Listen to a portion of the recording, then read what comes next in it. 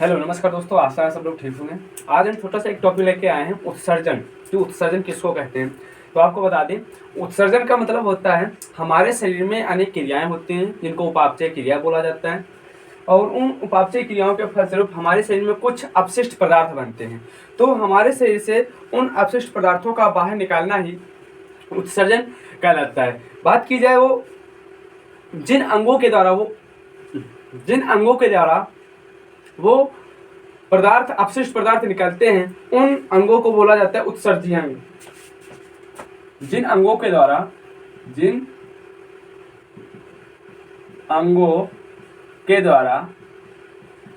द्वारा वो उत्सर्जी पदार्थ बाहर निकलते हैं, उन अंगों को बोला जाता है उत्सर्जी अंग।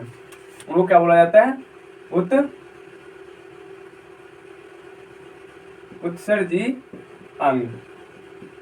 उनको उत्सर्जी अंग बोला जाता है। उत्सर्जी अंग कुछ हमने ऐसे ही लिख दिया है, त्वचा रखा है, फेफड़ा लिखा है, उसके बाद में हमने इधर यकृत लिख दिया है, गुर्दा या वृक्क किडनी लिख दिया है। और ये क्वेश्चन आपसे पूछा जाता है मुख्य उत्सर्जन अंग क्या होता है, तो मुख्य उत्सर्जन अंग जो होता है आपका वो किडनी होता है, वृक्क होता है, गुर्दा होता है, याद रखिएगा। ठीक है, अब हम आपको बता दें, सबसे पहले आप देख पा रहे होंगे यहाँ पे हमने लिखा है त्वचा। आपको बता दें, जो त्वचा होती है जो हमारे शरीर में सबसे ये कह सकते हैं सबसे बड़ा अंग, संपूर्ण शरीर में जो त्वचा होती है वो सबसे बड़ा अंग कहलाती है। इसके बाद में त्वचा के जो दो भाग होते हैं, एक होता है बाह्य भाग और एक होता है आंतरिक भाग या अंतःभाग। आंतरिक भाग को एपिडर्मिस बोला जाता है और जो अंदर वाला भाग होता है अंतःभाग उसको एंडोडर्मिस बोला जाता है। अब ये करता क्या है, आपको मालूम है जो श्वेत ग्रंथियां पाई जाती है, श्वेत ग्रंथियां, उन श्वेत ग्रंथियों से पसीना को बाहर निकालता है, पसीने को, और पसीने में नमक होता है, यूरिया होता है, वो सब बाहर निकल जाते हैं। तो त्वचा का क्या कार्य होता है, ये पसीने को बाहर निकालता है, जिससे क्या होता है वो कुछ अपशिष्ट पदार्थ जो होते हैं जैसे पसीना हो गया, पसीने में नमक हो गया और यूरिया हो गया, वो बाहर निकल जाते हैं। दूसरे नंबर पे हम बात करेंगे फेफड़ों की। फेफड़ों आपको मालूम है ये मुख्य श्वसन अंग होते हैं, लेकिन ये साथ साथ में उत्सर्जन का भी कार्य करते हैं। हमारे शरीर में होता क्या है, शरीर के ऊतकों में वसा कम प्रोटीन कार्बोहाइड्रेट का उपापचय होता है, जिसके फलस्वरूप कार्बन डाइऑक्साइड का निर्माण होता है, और वो कार्बन डाइऑक्साइड हमारी फेफड़ों के द्वारा ही बाहर निकलती है। कार्बन डाइऑक्साइड हो गया, और बलगम, एक नाम सुना होगा, बलगम भी इसी के द्वारा बाहर निकलता है। ठीक है, तो इसके क्या द्वारा होता है, फेफड़ों के द्वारा कार्बन डाइऑक्साइड और बलगम।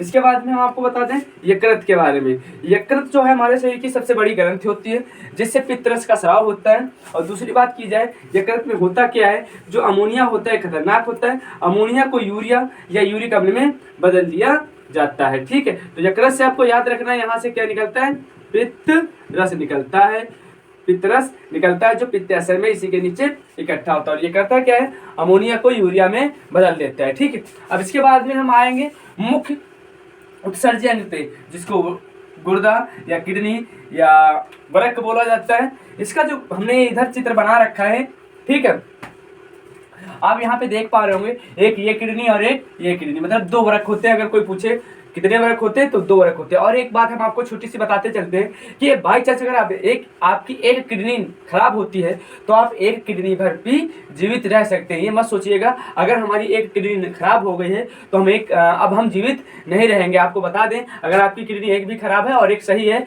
तब भी आप जीवित रह सकते हैं। ठीक है, अब होता क्या है, देखो आपको बता दें, ये किडनी होती है, ये किडनी होती है, ये एड्रीनल ग्रंथि होती है ऊपर। ठीक है, उसके बाद में इन्हीं किडनी या वृक्कों से इधर और इधर एक नली जुड़ी होती है, जिसको बोला जाता है मूत्रवाहिनी। और ये मूत्रवाहिनियों में ही क्या होता है, जो किडनी का मुख्य कार्य क्या होता है, ये यूरिन को छानता है, मूत्र को निकालता है, और इस मूत्रवाहिनियों के द्वारा ही ये मूत्राशय में मूत्र इकट्ठा हो जाता है और बाद मूत्र मार्ग के द्वारा बाहर निकल जाता है। एक क्वेश्चन और पूछा जाता है, ये जो इसके ऊपर आवरण होता है वृक्क या किडनी के ऊपर जो आवरण होता है, उस झिल्ली को क्या बोला जाता है, तो पेरिटोनियम बोला जाता है, याद रखिएगा। और हम एक बात बता दें आपको, यहाँ पे रुधिर को छानने का ये कह सकते हैं, रुधिर को छाना जाता है, उससे जो यूरिया होती है या जो उसमें यूरिन होती है, उसको बाहर निकाल लिया जाता है।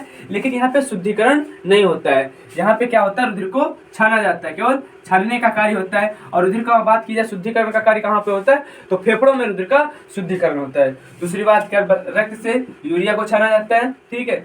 यूरिया और यूरिन मूत्र, जो यूरिन या मूत्र होता है इसका हल्का पीला रंग होता है। एक वर्णक पाया जाता है यूरोक्रोम, यूरोक्रोम के कारण इसका हल्का रंग पीला होता है। जैसे रुधिर का रंग लाल होता है किसके द्वारा, हीमोग्लोबिन के द्वारा। पत्तियों का रंग लाल किसके द्वारा होता है, तो क्लोरोफिल के द्वारा होता है। हमारे त्वचा का रंग, हमारे बालों का रंग काला किसके द्वारा होता है, मेलेनिन वर्णक के द्वारा होता है। वैसे ही अगर हम बात करें ये जो यूरिन होती है इसका हल्का पीला रंग किसके द्वारा होता है, तो ये यूरोक्रोम के द्वारा होता है। इसका पीएच मान की अगर बात की जाए तो 7.6 होता है, ठीक है। वहीं अगर ब्लड की बात की जाए तो उसका 7.4 होता है। और इसकी अगर कभी वृक्क में किडनियाँ, वृक्क में पथरी हो जाती है तो वृक्क में पथरी जो बनती है कैल्शियम ऑक्जेलेट की बनती है, ठीक है। इसके बाद में अगर हम बता दें ये जो एक किडनी है, अगर इस किडनी की हम एक की बात करें तो इसका जो बाहर वाला भाग होता है उसको कार्टेक्ट बोला जाता है, कार्टेक्स बोला जाता है। बाहर वाले भाग को कार्टेक्स बोला जाता है। और जो अंदर वाला भाग होता है उसको मेडुला बोला जाता है। और ये वाला जो भाग होता है, ये वाला यहाँ पे जो शुरुआती वाला भाग, इसको रेनल हाइलम बोला जाता है, रेनम हाइलम बोला जाता है। ये हो सकता है क्वेश्चन कभी कभी पूछ दिया जाए, रेनम हाइलम जो होता है वो किसका भाग होता है, तो किडनी का भाग होता है। और एक नाम सुना होगा बोमेन संपुट या बोमेन कैप्सूल, बोमेन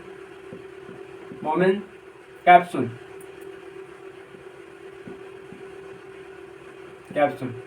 अगर हो सकता है कभी पूछ दिया जाए बोमेन संपुट या बोमेन कैप्सूल किसका भाग होता है, तो वो भी किडनी का ही भाग होता है। वो क्या होता है, जब एक नेफ्रॉन की संरचना बनाई जाती है तो वहाँ पे उसको दिखाया जाता है, लेकिन यहाँ पे हम नहीं दिखा सकते इसको, ठीक है। ऐसे अगर बात करें ये जो वृक्क जो होता है, ये किडनी होता है, इसकी जो सूक्ष्म इकाई होती है, जैसे हमारे शरीर की सबसे सूक्ष्म इकाई क्या होती है, कोशिका होती है। वैसे ही अगर इसकी बात की जाए इसकी सबसे सूक्ष्म इकाई क्या होती है, तो इसकी सबसे सूक्ष्म इकाई जो होती है वो होती है नेफ्रॉन।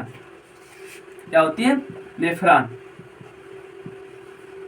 लगभग 8 से या कह सकते 7 या 8 या 7 से 9 लाख नेफ्रॉन मिलकर एक किडनी का निर्माण करते हैं। तो नेफ्रॉन या नेफ्रोलॉजी क्या इसको बोला जाएगा, अगर कोई पूछे आपसे कि नेफ्रोलॉजी का होता है तो किडनी के अध्ययन को नेफ्रोलॉजी बोला जाता है। नेफ्रोलॉजिस्ट किसको बोलते हैं, जो किडनियों के डॉक्टर होते हैं उनको नेफ्रोलॉजिस्ट बोला जाता है। आशा है आप लोगों को ये वीडियो समझ में आया होगा। आप लोग कमेंट में बताइएगा जो चीज़ ना समझ में आई हो, ठीक है।